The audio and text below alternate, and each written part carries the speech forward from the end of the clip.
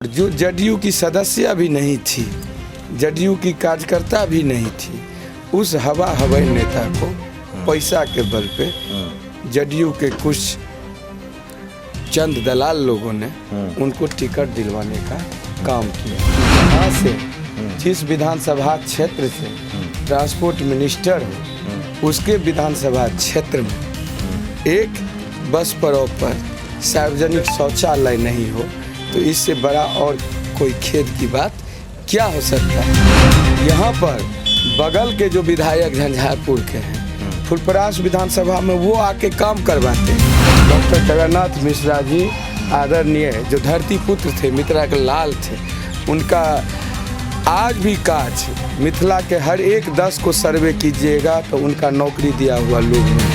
उस नवजात शिशु जो अभी धरती पर आया है, उसके परिजन से 50,000 60,000 रुपया वसूल करता है। कैसे कैसे लोग मंत्री बन जाते हैं, किसको किसको मंत्री बना दिया जाता है। अभी देखिए जो बोर्ड का एग्ज़ाम निकला, बच्चे बच्चियाँ सफल हुए, ऑनलाइन नामांकन होगा, 10 ऑप्शन दिया जाता है। अब देखिए यहाँ से 50 मीटर की दूरी पर मेरा जवाहर उच्च +2 विद्यालय है। जो 50 मीटर की रेंज पर बच्चियां हैं, उसको झंझारपुर प्रखंड में नामांकन करा दिया गया। सरकार एक तरफ कहता है जो हमें 100% हाजिरी चाहिए, लेकिन बच्चे मधेपुर की बच्चियां झंझारपुर कैसे स्कूल वो प्रतिदिन जा पाएगा। तो राजस्व मंत्री जी से इंटरव्यू लिया है, जो आप कभी किसी अंचल में गए हैं, तो उन्होंने कहा जो मंत्री जाएगा अंचल, क्यों नहीं जाएगा मंत्री अंचल। यहाँ पर वो पदाधिकारी नहीं कर रहा है भ्रष्टाचार, यहाँ पर भ्रष्टाचार में 2 4 5 लीडर को छोड़ के पूरे की पूरे सिस्टम, ये भ्रष्टाचार का सिस्टम में चल रहा है। आप मेरे बगल में देख रहे होंगे, अभी ज्योति झा जी हमारे साथ हैं, कांग्रेस के जो हैं नेता हैं, और अभी चुनावी समय आ चुका है और इसी को लेकर आज इनके बारे में हम सब कुछ जानने का कोशिश करेंगे। सबसे पहले तो बहुत बहुत स्वागत है आपके मिथिला 24 चैनल को भी मेरे तरफ से बहुत बहुत शुभकामना, आपको धन्यवाद। आपके शुरुआती दिनों से बात को प्रारंभ करेंगे कि किस तरह जो है आपने ये राजनीति का जो है रास्ता चुना और क्यों चुना, इस बारे में। देखिए, मैं जो राजनीति का ये मार्ग को चुना, उसके लिए खास करके 2010 ईस्वी में जब परिसीमन में मेरे आज़ादी के बाद के विधानसभा मधेपुर विधानसभा को ख़त्म कर दिया गया।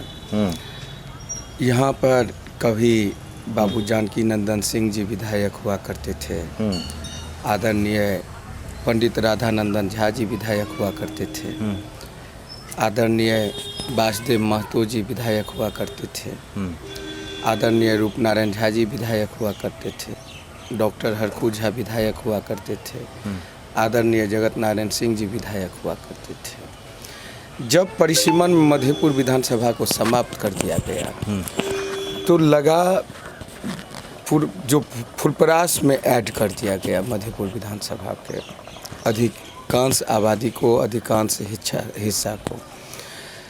हमारे मधेपुर प्रखंड में जो 26 पंचायत हैं, उसके 6 पंचायत को झंझारपुर में मर्ज कर दिया गया और 20 पंचायत को फुलपरास में मर्ज कर दिया गया।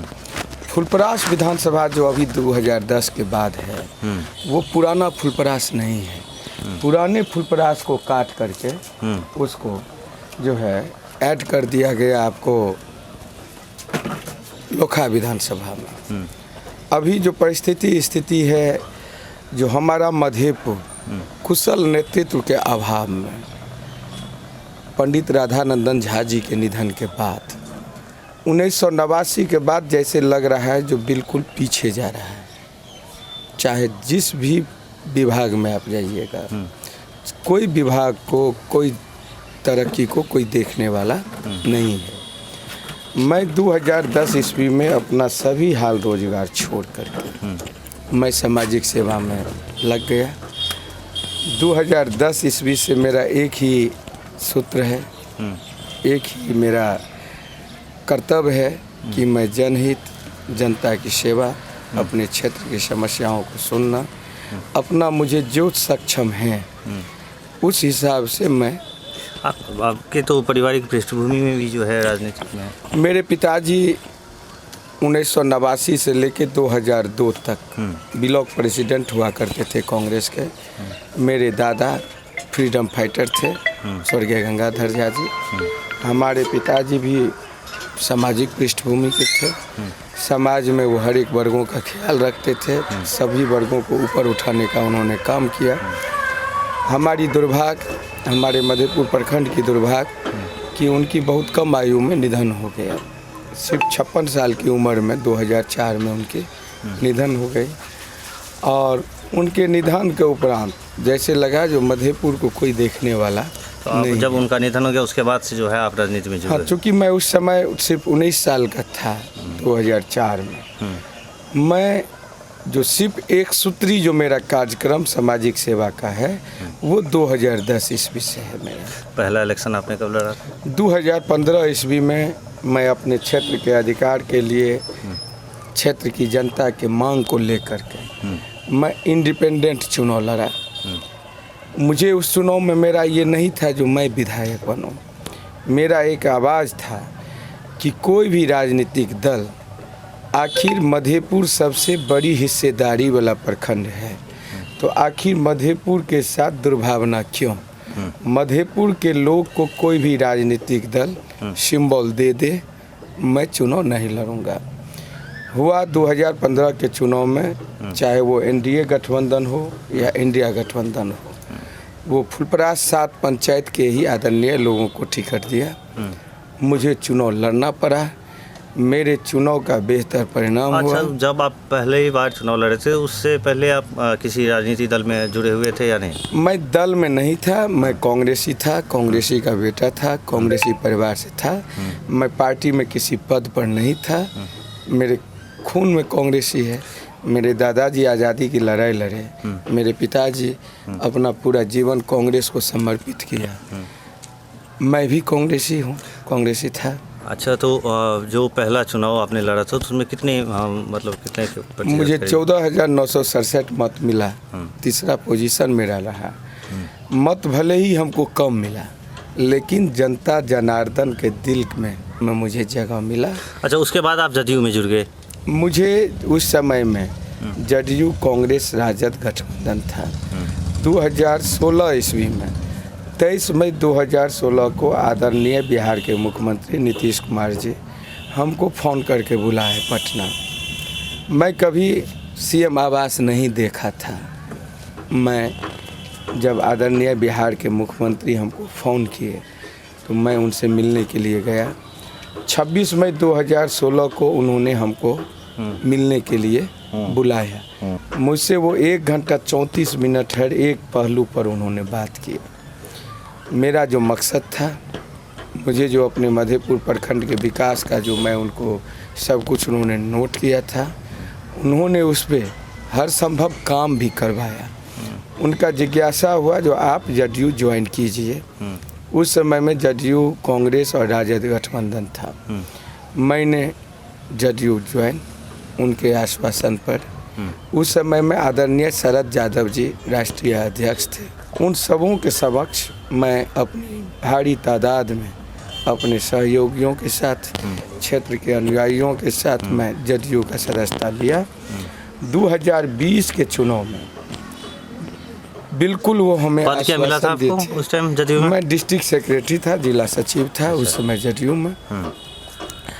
और मैं अपने राजनीतिक जीवन का, दलीय राजनीति का जो मैं शुरुआत किया, वो मैं अपने क्षेत्र के जनता को धन्यवाद देता हूँ, बहुत बहुत आभार प्रकट करता हूँ कि मैं अपने राजनीतिक पारी का शुभारंभ एक बिहार के सीएम हाउस से किया।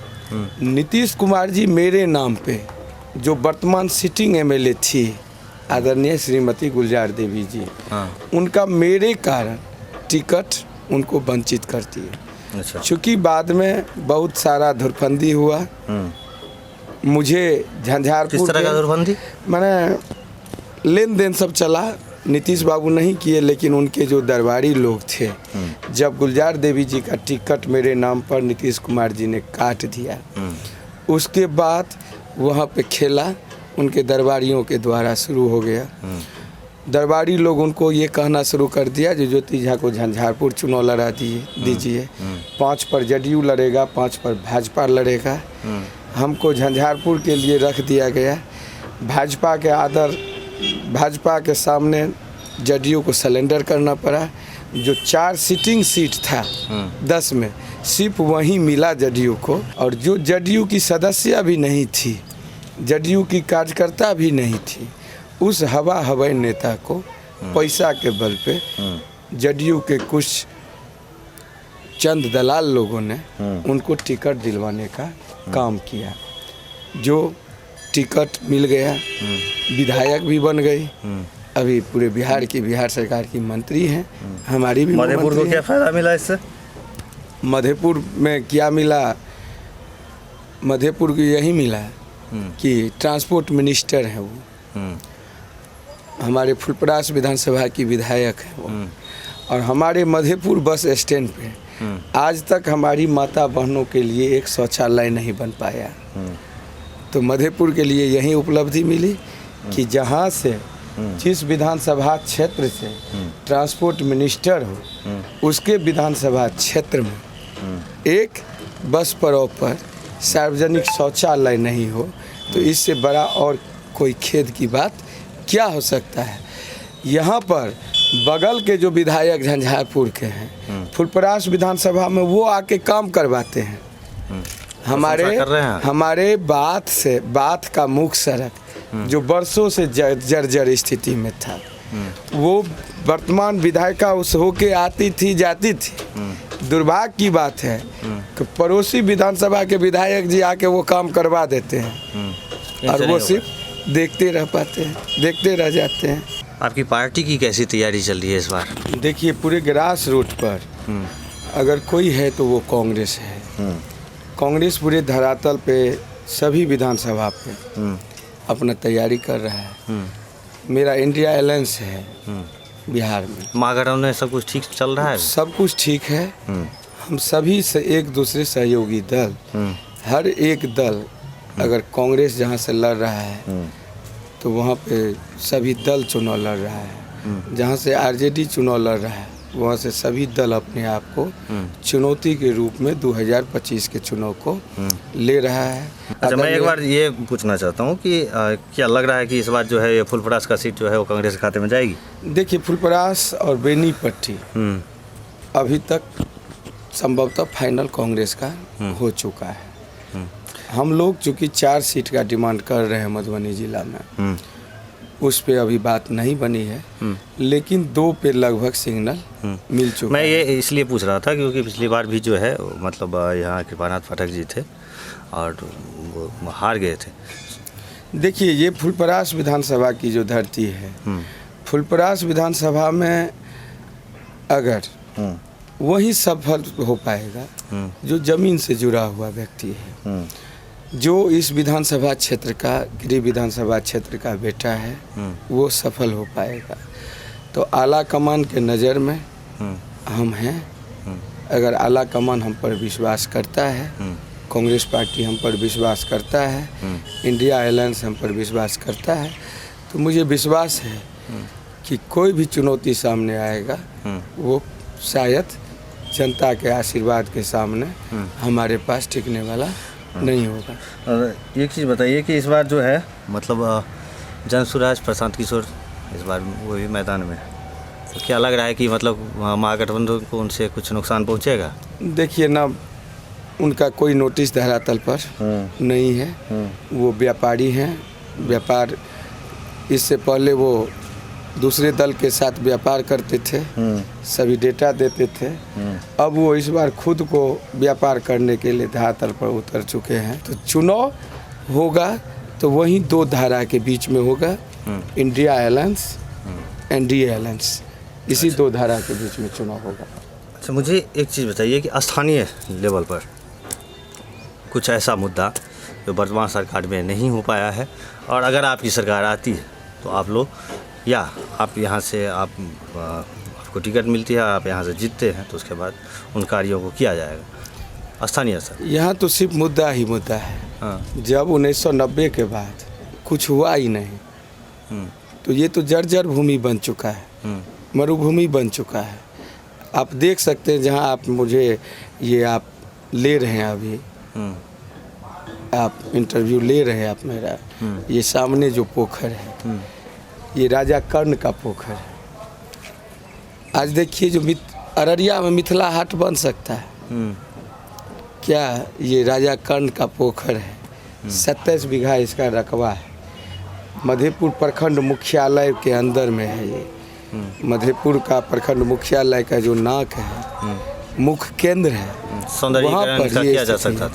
इसको चारों तरफ पार्क बना करके, इसके चारों तरफ सड़क बना करके, यहाँ पे रोज 10,000 लोगों का भीड़ इकट्ठा रहेगा मॉर्निंग वॉक करने के लिए, इवनिंग वॉक करने के लिए। छात्र छात्राएँ यहाँ घूमने के लिए आएंगे।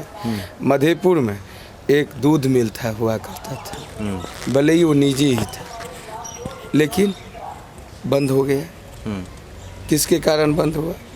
तो यहाँ के नेतृत्व के असफलता के कारण बंद हुआ। हमारा मधेपुर प्रखंड के आबादी के हिसाब से मेरा मधेपुर प्रखंड मतदाता भले ही 1,30,000 के आसपास हो चुका है, लेकिन आबादी जो है मेरा तकरीबन 5 लाख का आबादी हमारे मधेपुर प्रखंड का है। हमारे घोंघरडिया प्रखंड का आबादी 5 लाख के आसपास है। हमारे फुलपरास प्रखंड जो 7 गो पंचायत इसमें है उसका आबादी तकरीबन 1 लाख के आसपास है। यानी 10 से 11 लाख आबादी में एक भी सफल विद्यालय नहीं है। 90 के पूर्व जो विकास हुआ उसके बाद आज तक नहीं हुआ। अगर यहाँ से कुशल नेतृत्व होता, जमीन से जुड़ा नेता होगा, तो आखिर आबादी के हिसाब से क्यों नहीं हमारे मधेपुर प्रखंड में, घोंघरडिया प्रखंड में, फुलपरास प्रखंड में नेतरहाट विद्यालय बनेगा? क्यों नहीं नवोदय विद्यालय बनेगा? क्यों नहीं हमारे फुलपरास विधानसभा क्षेत्र में एक केंद्रीय विद्यालय बनेगा? हमारे मधेपुर में 89 से पूर्व रेफरल अस्पताल बना था। डॉक्टर जगन्नाथ मिश्रा जी आदरणीय जो धरती पुत्र थे, मिथिला के लाल थे, उनका आज भी कार्य मिथिला के हर एक 10 को सर्वे कीजिएगा तो उनका नौकरी दिया हुआ लोग मिलेगा। आज उनके आशीर्वाद से अनुकंपा पे अनुकंपा, कभी दादा नौकरी करता था, दादी पेंशन उठा रही है, पिताजी नौकरी किया, पिताजी गुजर गया, उसकी माता जी पेंशन उठा रही है, अभी पोता नौकरी कर रहा है, उसको जो है तनख्वाह मिल रहा है। तो वो डॉक्टर जगन्नाथ मिश्रा जी थे जो आज ऐसे 10 परिवार को आप सर्वे कीजिए मिथिला के गांव में, तो एक परिवार में आपको वो ऐसा परिवार मिलेगा जो 3 पीढ़ी से लाभान्वित है। वो डॉक्टर जगन्नाथ मिश्रा जी का देन है। बिहार में अगर श्री कृष्ण सिंह जी के बाद कोई मुख्यमंत्री हुआ तो वो आदरणीय डॉक्टर जगन्नाथ मिश्रा जी आज चौकीदार है। आज देख लीजिए, जो दादा उसका बूढ़ा हो गया तो बेटा नौकरी पकड़ लिया, बेटा बूढ़ा हो गया अस्वस्थ हो गया तो उसका बेटा पकड़ लिया। ये खानदान दर खानदान चला रहा है। वो आदरणीय डॉक्टर जगन्नाथ मिश्रा जी की देन है। मधेपुर में आबादी के हिसाब से कम 3 प्राथमिक स्वास्थ्य केंद्र होना चाहिए, और जो हमारे कांग्रेस के सत्ता शासन में 1 प्राथमिक स्वास्थ्य केंद्र बना, वो भी प्राथमिक स्वास्थ्य केंद्र आज तक अत्याधुनिक सुविधा से लैस नहीं हो पाए। आप देखिए, न हमारे प्राथमिक स्वास्थ्य केंद्र के अंदर एक आबादी के हिसाब से, मैं एक प्रखंड की बात करता हूँ, 3 होना चाहिए। घोंघरडिया प्रखंड में 3 होना चाहिए, फुलपरास में कम से कम 2 होना चाहिए। मुद्दा यहाँ पर जो 1 है वो भी उसमें कुछ सुविधा नहीं है। ना कम से कम 5-10 ICU का बेड होना चाहिए। उसमें कम से कम जो है बच्चा लोगों के लिए अभी खास करके इतना दिक्कत हो रहा है। जो बच्चा अगर बीमार पड़ता है, अभी क्या है, जो जितने नवजात शिशु जन्म लेते हैं मेरा अनुमान है, ये मेरा अपना अनुभव है, जिस हिसाब से हमारे पास बच्चे लोगों का परिजन आते हैं क्षेत्र से, ये मेरा व्यक्तिगत अनुभव है कि बच्चे के जन्म के बाद लगभग 10 से 20% बच्चा को पीलिया का शिकायत हो जाता है। पीलिया का शिकायत हो जाता है हमारे प्राथमिक स्वास्थ्य केंद्र के अंतर्गत, वो शीशा नहीं है, उसको प्राइवेट में जाना होता है, NSU जो कहते हैं, NSIU जो कहते हैं, वो नहीं। उस बच्चे को प्राइवेट में लेके जाना होता है। एक सिजेरियन में जितना खर्चा होता है प्राइवेट में, उससे अधिक प्राइवेट अस्पताल वाले लोग उस नवजात शिशु जो अभी धरती पर आया है उसके परिजन से 50,000 60,000 रुपया वसूली करता है। अगर मेरे प्राथमिक स्वास्थ्य केंद्र में ये सुविधा रहता तो शायद गरीब गुरबा इस चीज़ के शिकार नहीं होते। अभी देखिए, मैं आपको एक चीज़ बताना चाहता हूँ, बिहार सरकार का शिक्षा नीति इतना घटिया हो गया है, कैसे कैसे लोग मंत्री बन जाते हैं, किसको किसको मंत्री बना दिया जाता है।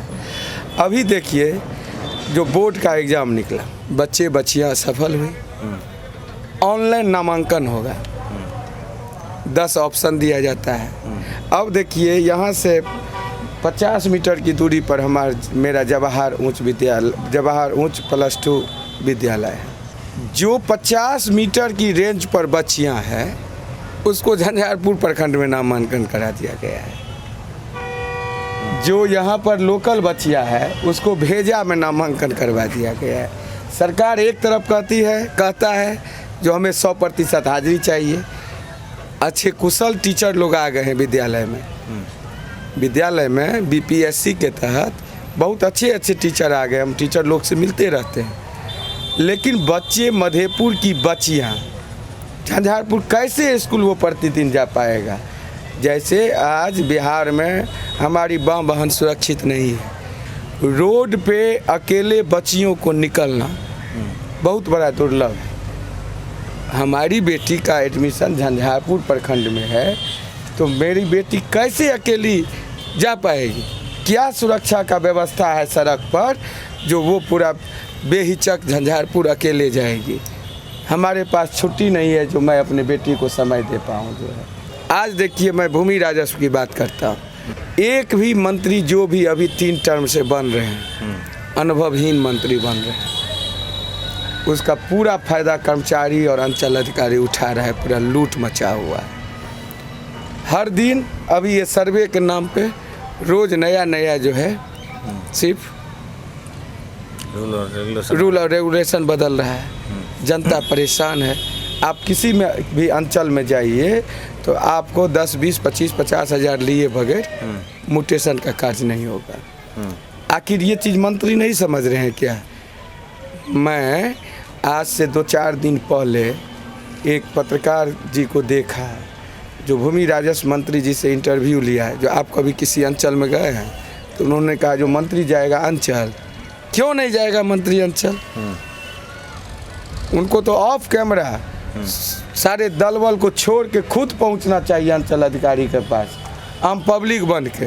उनको अगर सिस्टम वो दुरुस्त करना चाहते हैं तो जब वो आम पब्लिक बन के पहुँचेंगे, भ्रष्टाचार को अगर देखना चाहते हैं, ख़त्म करना चाहते हैं, तो उनको पहुंचना चाहिए, तब भ्रष्टाचार ख़त्म होगा। तो यहाँ पर वो पदाधिकारी नहीं कर रहा है भ्रष्टाचार, यहाँ पर भ्रष्टाचार में 2, 4, 5 लीडर को छोड़ के पूरे की पूरे सिस्टम, ये भ्रष्टाचार का सिस्टम में चल रहा है अभी। आदरणीय मुख्यमंत्री जी बिल्कुल अस्वस्थ हैं। चलिए, अंत में क्षेत्र की जनता को क्या कहेंगे? मैं क्षेत्र की जनता को एक ही आपके मीडिया से निवेदन करूंगा कि आप अपराध, भ्रष्टाचार, अफसरशाही, पलायन, क्षेत्र की बदहाली, क्षेत्र की बेरोजगारी को ध्यान में रखते हुए इस बार वर्तमान सरकार को उखाड़ फेंकिए। फुलपरास से अगर मुझे आलाकमान मौका देता है तो मैं विश्वास करता हूँ कि आप लोगों को जितना अभी 20 साल 25 साल पीछे चल रहे हैं, अगर मुझे मौका मिलता है तो मैं अपने कार्यकाल में अपने क्षेत्र को, अपने प्रखंड को, अपने जनता को 10 साल आगे लेके जाने का काम करूँगा।